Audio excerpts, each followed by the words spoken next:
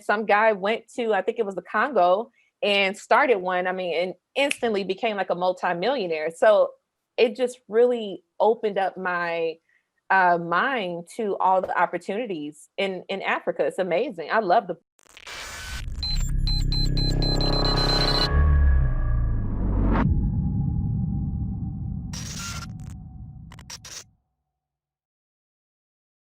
Hey, it's Kellen, and today I have Maria Lloyd from Management 24. This is going to be a different type of conversation because I know Maria a little bit, and I saw her on the Clubhouse app the other day. We were in a group talking about books, and I said, hold on, I've sent Maria an invite a couple of times. If she got time for Clubhouse, she has time for Diversified Game. Maria, welcome to the show. How are you? I'm well, Kellen. Thank you so much for inviting me to be on. So great to see you. Great to see you too. And I just need to hear, what is the 2021 plan? Who is under the management company? What are the exciting things that you're going to do? And then we also are going to jump into Africa because, it Yes. came up in Clubhouse. So tell us. Yeah. So, man, 2021. Honestly, the theme going into 2021 and really beyond is simplicity. My life has been incredibly complicated for almost 10 years now. And it's not all bad, of course. I've had a great time over this past decade, but moving forward, in order for me to really reach some aggressive goals that I have for myself, 2021 has to be simple. So, with that being said, number one, I am releasing a book around copywriting. And so, for everyone that's listening, watching, whatever, I am a copywriter, not the copyright that you send off to the United States Patent and Trade Office or whatever, trademark office. I'm actually a writer, a professional writer.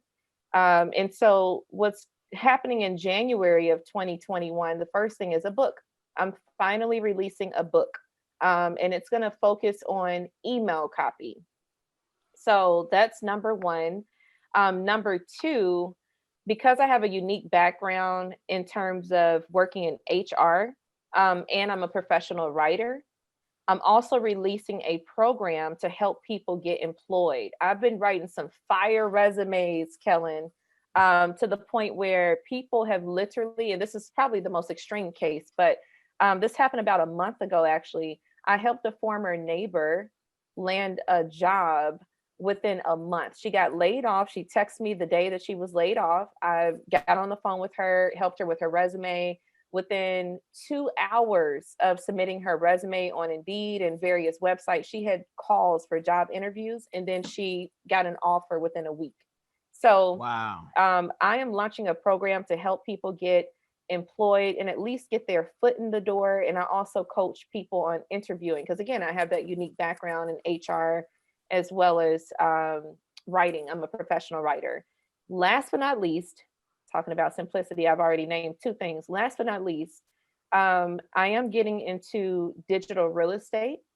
And what I mean by that is I have a portfolio of URLs that I own. So I plan to sell those next year. And in addition to that, I have two blogs that I own, and I plan to grow the traffic and the revenue for those two blogs and sell those as well next year. So really just simplifying my life and yeah, writing my first book or releasing my first book, which I'm very excited about.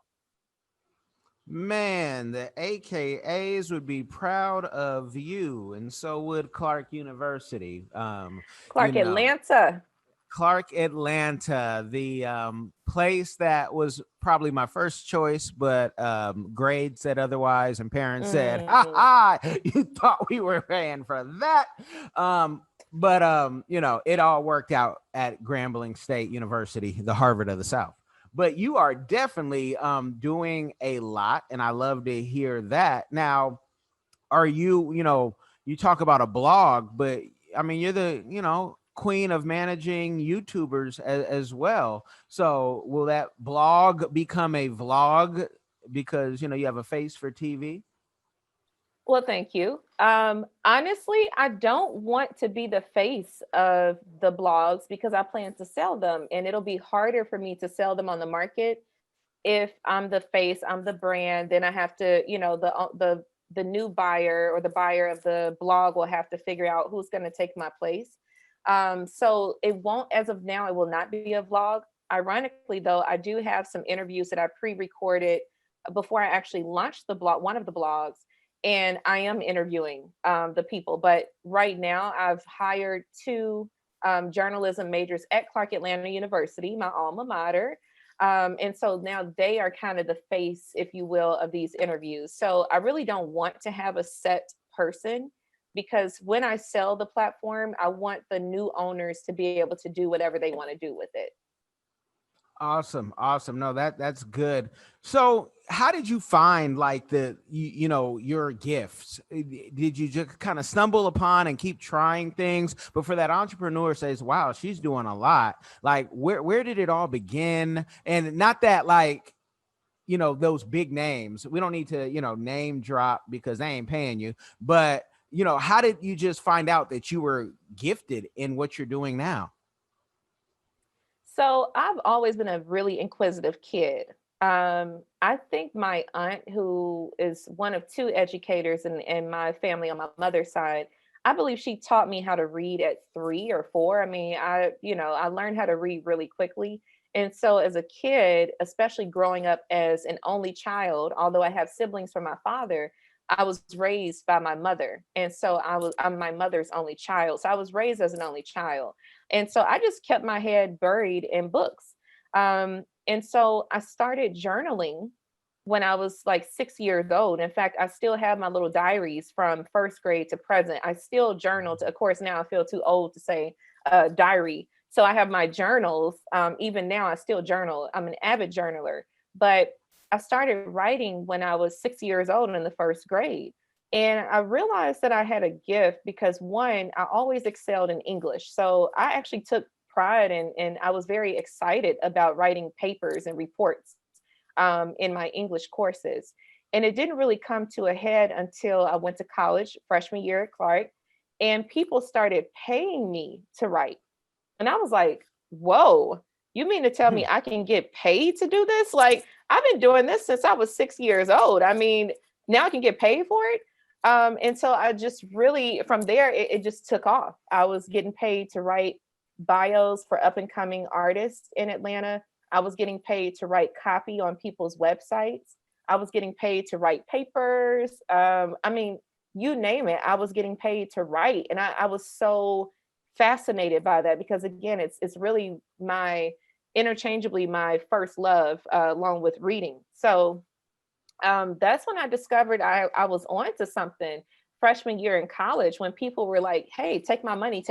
You're a great writer. Okay, okay, and it just blossomed like that. That's so natural. How did you know how to like price out how much you would, charge to do things, and how has that now elevated and increased? And if there's someone who's like, I need a writer right now, at what minimum should they, start at? That's a really good question, Kellen. So, when it comes to pricing, and this is across the board, whether you're delivering services or a product, pricing is very much an emotional decision, right? And so, the way that I've gauged pricing is I do a few things. One, obviously, my time. So, I have a dollar amount attached to my time. And so that's where I start first. Okay, how much time will it take me to deliver the end product, or the end result rather? Secondly, I factor in my credentials and my experience. So what sorts of certifications, degrees, memberships do I have that make me an authority figure in this space to charge the rates that I'm going to charge? And again, same thing with education. Okay, I'm college educated. I hold a mass media arts degree from bachelor's of arts degree, I'm sorry, with a mass media arts major from Clark Atlanta University. So I factor in that cost as well. And then last but not least, when you are in any sort of profession, I always recommend people join associations that are related to that profession so that you can get some sort of guide on pricing. And so there is an organization, AWAI, which is for professional copywriters. And so I kind of leverage their guide on pricing as a baseline for how I can price my services. So to answer your question in terms of how does one, if they're just starting out, how do they price themselves? Again, I would start by, first of all, valuing your time, realistically speaking, but also factoring in how many years you've been writing professionally, and also what credentials and associations or memberships you hold that help you hone in on those writing skills. And then I would just kind of go from there. So, like a junior copywriter, and again, copywriting is vast because you have some copywriters that focus strictly on media buying, so advertisements on Facebook, Google, YouTube, etc. Then you have some that focus on email. Then you have some that focus on direct mail, like actual letters that are going to people. So it really depends on where you're starting. But just for simplicity's sake, let's say you're an email copywriter. I would say anywhere between $50 to $75 is a decent starting point, for a new email copywriter. But again, that's assuming that you have a little bit of experience, like maybe 1 to 2 years of experience, so a little bit of a portfolio, and you have some sort of membership. Maybe you've taken Ryan Dice's copywriting course or something like that to validate your skill set. So I would say starting at like $50 to $75 per email. Okay, no, that's good game for somebody, especially during COVID time where so many people, that everyone has a different gift, but the gift of the pen and being able to put things clearly, that's a gift, and you guys can monetize that, especially if you've lost your job. Now, you've had so much experience. Whatever you charge, you're giving them a deal because you can't buy your brain, but you can just get a small piece of it for a fair price. How did you get this love of Africa? And have you been able to travel on the continent yet? And I know you had some plans, to go prior to COVID, but where does this love of Africa come from? And give us the rundown on that. Any business you're doing out there? Well, my love of Africa really stems from my love of history. It wasn't until I went to an HBCU, Clark Atlanta University, that I really started to get a sense of self. I was raised in Mississippi, a suburb right outside of the capital of the state, Jackson, and my school district was predominantly white. I think Black students made up anywhere between 15 to 20% of the population when I was there. And it was really difficult knowing and understanding self. And so it wasn't until, again, I went to an HBCU that I started to dive very deeply into our history as Black Americans. And of course, that the origin of our history is Africa, which is really the origin of the history of mankind. But nevertheless, I instantly became intrigued by the continent with all of its natural resources. How could this one plot of land essentially on the planet be so wealthy in resources, natural resources? And that really intrigued me. And then the various tribes and the traditions and the cultures and the color and the food and all of that, it just really excited me. And things really kind of came to in 2015. At the time, I was managing a scholar, and that scholar was invited to speak at University of South Africa. And so we were flown out to Johannesburg, South Africa. And I got off the plane. It was my first time being on the continent. I got off of the plane.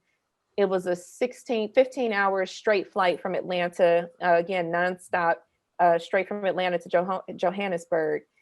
And got off the plane. I kid you not, I felt like I was levitating. I had to look down at my feet because I felt like I was just floating. It was crazy.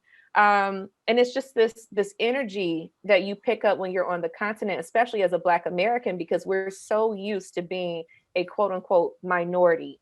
We're so used to walking into spaces where we almost have to prove that we are worthy of being in those spaces. And to finally go somewhere where you are now the majority, it really helped me put things in perspective. I'm like, I can see why white folks don't want to give up their power. I mean, this is wonderful. You look around and every professional, every wealthy person looks like you. That's very empowering. So nevertheless, I have been to the continent twice. The first trip that I just talked about, we went to obviously South Africa, but we also visited Botswana, and that was amazing. And then the second time that I went back to the continent, which was in 2017. I traveled to South Africa again, and this time instead of staying in the Joburg, Pretoria area, we flew down to Cape Town, which was just incredible as well. So right now, I don't have any business on the ground. What I am doing though is I have partnered with one of my dear friends and colleagues. Her name is Dr. Harnett Bokrizian, and I am her affiliate partner for her program. Her program is the Africa Business Academy, where she actually not kind of, she coaches people on how to start businesses in Africa or become an investor with business owners who are already on the ground. So I'm her affiliate partner. And I didn't mention this because, again, I'm trying to simplify my life. But assuming that things take off the way I anticipate they will in 2021, I am envisioning by Q3 that I will, in fact, be having money invested directly on the continent. I met with Harnett just the other day, and I was asking her very specific questions so that I can get ready to go over there and make some meaningful investments. So I love the continent, and Africa is rising, and Black Americans, we need to get on it. Oh boy. And so what did you think about her book and John Paul's book? I know I had mentioned and said that's, one of my top two books, but what did you think about her book? I mean, I thought the book was amazing. I've had the pleasure of meeting, again, Harnett and I are very good friends. I've met her in person several times. But I had the pleasure of meeting her and John Paul before I met her in person. I interviewed them every week on a YouTube channel. And so just really honing in on their passion for Africa, their passion for bringing Black Americans into the growth that's happening there is incredible. I love their book. I don't even know how I was introduced. You know what? I think Dr. Harnett or either John Paul reached out to me and asked if I would be interested in being an affiliate. I think that's how I found out about the book. And then, of course, I bought it. And I was like, oh my gosh, this is amazing. What I really love about the book is, first of all, it's very conversational. It's easy to read. You don't feel like they're talking over your head. It's not a lot of heavy business jargon or anything like that. So that's number one. Number two, it really helps you figure out the growth opportunity and the opportunities for innovation and expansion that are happening on the continent. And so it was so eye-opening for me when I read it. I was like, oh my gosh, there are services and products that we take for granted over here. We're used to it. We were kind of raised into these things, but over there, it doesn't exist, which means if it worked over here, 9 times out of 10, it will work over there too. So I got so many aha moments when I read the book, because I was like, oh my gosh, I never thought about that. Like, they don't have like peer-to-peer lending programs, right? But then some guy went to, I think it was the Congo, and started one. I mean, and instantly became like a multimillionaire. So it just really opened up my mind to all the opportunities in Africa. It's amazing. I love the book. Awesome. And I can hear you guys out there and say, but why don't you ask her, Kellen, like you've asked John Paul, Dr. Harnett, we want you. Dr. Harnett doesn't do a lot of interviews, but I'm going to ask Maria to say, Dr. Harnett, come do at least two, because I know she is in her bubble and everybody's doing what they're supposed to be doing, but I love her content. And yes. I hear sometimes people say, well, because she won't talk to so-and-so, I don't know. And you know what? Sometimes there's safety not talking to certain people because you don't know if they have your best interest. But I definitely one of those people who have the best interest, because I love that book. That book it's up there with the 4-Hour Work Week. It's up there with The Future is Faster Than You Think. I mean, and not just what it can do for you and I, because, we've been and we have some connections, but what it can do for those who they've always had it in their heart, but they didn't know anyone or have like, would this work? And I remember telling people ideas and business that I'm doing now, and people would say, that's crazy, that it would never work. And these were Africans saying that would never work. And I'm like, huh? And so you kill someone's dream if they're not Mm-hmm. a Kellen, if they're not a Kellen who says, oh, you said no, I say go. But, yeah, that's, I love that. Now, South Africa, I got to ask, did you take a combi bus? I didn't. No, I did not. I guess the wildest thing, if you will, that I did was I had to take the ferry to get to Robins Island. And the only reason why I'm saying that was wild is because I have severe motion sickness. And Mm. before I took the ferry, I'd asked a friend, because one of my dear friends from New Orleans, shout out to Myra, she would happen to be in South Africa at the same time. So we linked up. We went to Clark together. So we linked up, and I met another woman and her family who were there from Washington, D.C. And they had just gone on the ferry the day prior. And I said, hey, I have really severe motion sickness. How is that ride? Is it choppy or is it pretty smooth? Oh, no, you'll be fine. It's super smooth. We had no issues. So it was like 40 minutes. Wasn't that bad. I get on the ferry, and sure enough, it is choppy as hell. Okay. And I am there literally crying, causing a whole Mm. scene. Staff had to come over and console me and all this stuff because I was sick to my stomach. So that was like the wildest thing, quote unquote, that I did over there. And then I ate like some raw food because we went to a 5-star restaurant, and then I got sick from that too. Anyway, doing too much. But Yeah. no, I did not ride the bus. I didn't. I did not ride it that time. Hopefully, the next time I make my way back over there, I will. Those buses are packed though. Those buses are packed. Packed all day. I love the combi bus, and I say that because South Africa, some people will try to dismiss your trip. My first trip to Africa was South Africa too. I went by myself to see some friends who were, they're from Africa, but they're not from South Africa. And people would be like, oh, okay, you went to Africa. And people, you start talking about Africa, you're excited. Oh, you went to Africa. Where'd you go? South Africa. Oh, but you did. You went to the Europe of Africa. And it's like, okay, but it's Africa. And so if I would have went to North Africa, oh, but you went to the, Islam Africa. And it's like, okay. So every time I try to go anywhere, I want to see the experience. I want to see the hood. I want to see where it's all good. So I was just wondering, because, the Monte Casino, I bought some shoes there that they didn't even have in America at the time. And so I just trying to get that experience because we all will have a different experience. Yours might be more posh than mine. But I'm the guy who talk about getting sick. E. coli I got when I went to Cameroon. Why?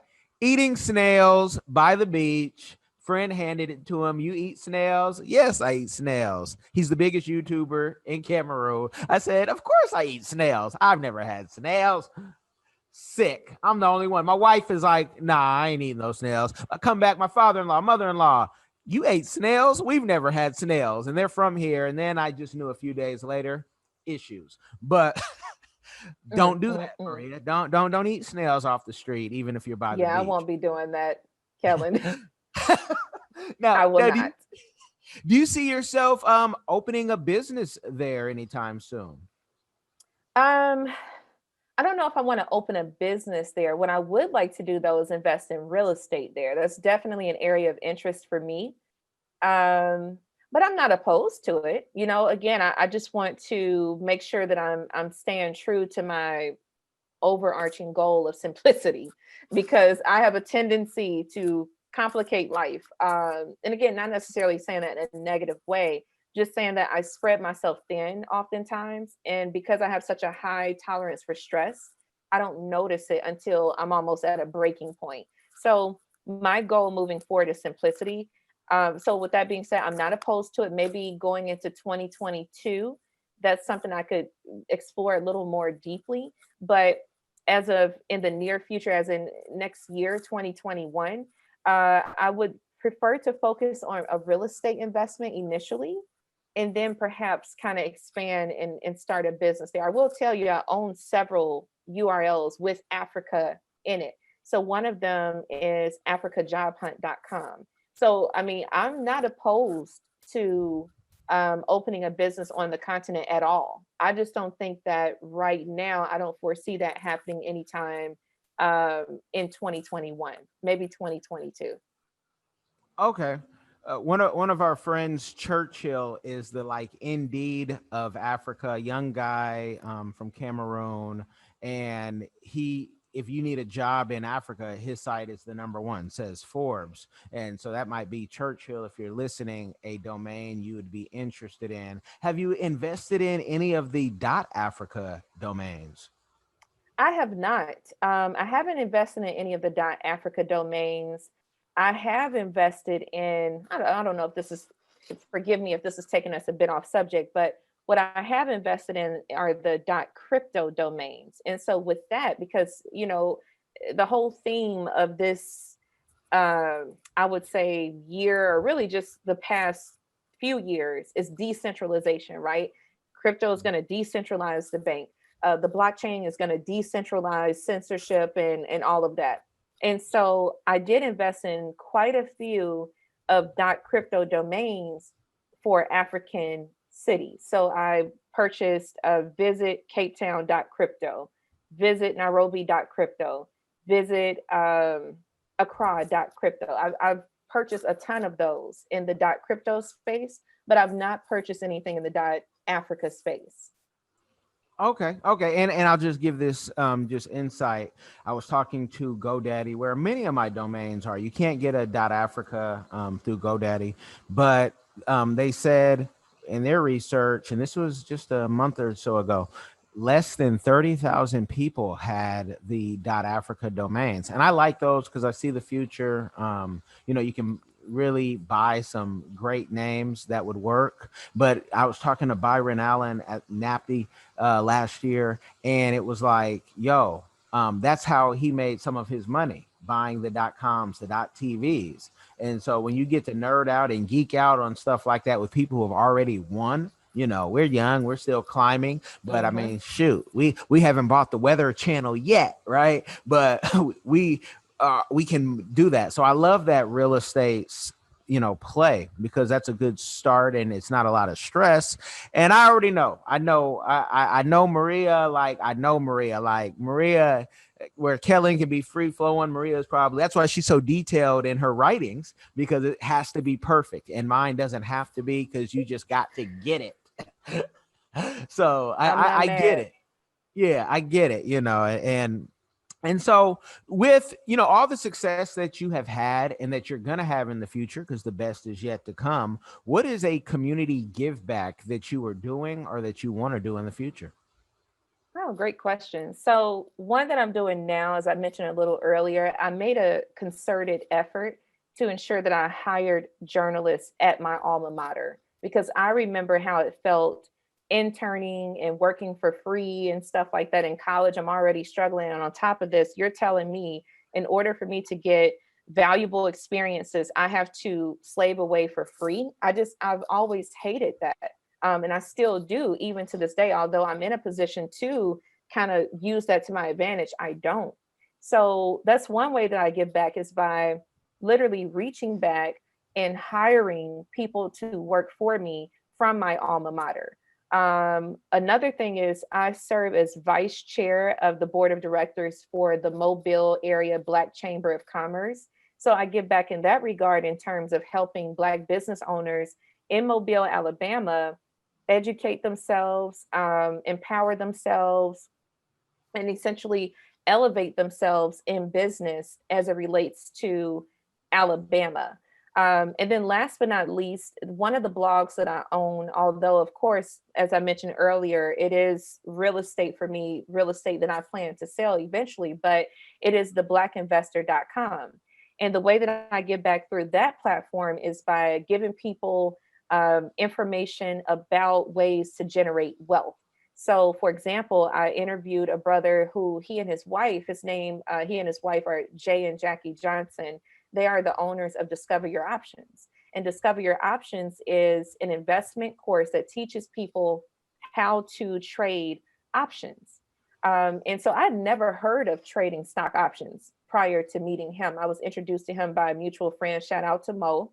And so it's through this platform, the blackinvestor.com, that I am not only shining a light on prominent or successful Black investors and business owners, but also exposing these resources to Black people. So those are the ways that I give back, literally in terms of my time, and even financially in terms of my money. I'm a life alum of my university, and I do donate to grassroots Black organizations. So I am a huge advocate of giving back. No, that is awesome, awesome, awesome. And I thank you for giving the game. Are there any anybody managing? Are you managing anybody right now as far as influencers still, or any TikTok? Maybe you said, you know what, YouTube is old. I'm into the TikTok management. Anything like that? No, so I was in a like co-management sort of relationship with an artist out of Chicago, hip hop recording artist and producer, songwriter and producer rather. His name is L.A. Van Gogh, and so we kind of modified the relationship just because I'm so again doing too much, Kellen. I'm doing too much. I have to hone it in. So we had to modify that relationship. And now I just manage aspects of his marketing and branding. And so we have some pretty ambitious plans going into 2021. But no, I'm not managing any talent, or artists or anything like that right now. I really want to focus on managing. Remember, I don't know if nobody was listening to this, but before we started, I think I was telling you that it's already a daunting task managing Maria. So I don't want to have to be responsible for managing anyone else because I got to get all this under control because I'm doing so much at any given time. And I need to kind of hone it in or reel it in rather and make better usage of my time and expertise. So no, I am not managing anyone right now. Are it's time to hire? Where are the people who need work? Holler at Maria if you have that skill set. That's one of those things of expansion, trusting Hmm. somebody else with your baby. Man, that's a Very difficult. true. And I did just hire a writer, by the way. I did, because to your point, you cannot expand if you are trying to manage everything on your own. So I did hire another writer for Management 24. She just started actually a month ago. I was on vacation when I extended the offer to her. So she started about a month ago. So she's still in training, but that will be quite exhilarating once I get her kind of trained up and more independent. So I totally agree with you. Well, you guys, I'm not going to give you a game overload. Maria has many things to do, and I want to take 2 minutes off air to say two things, but like, share, subscribe. Thank you guys for listening and where this is going. Maria, I thank you for being a guest and being so transparent. Well, I thank you for inviting me to be a guest and for having this great platform for people like me to come on and network and build and share resources and information. So thank you.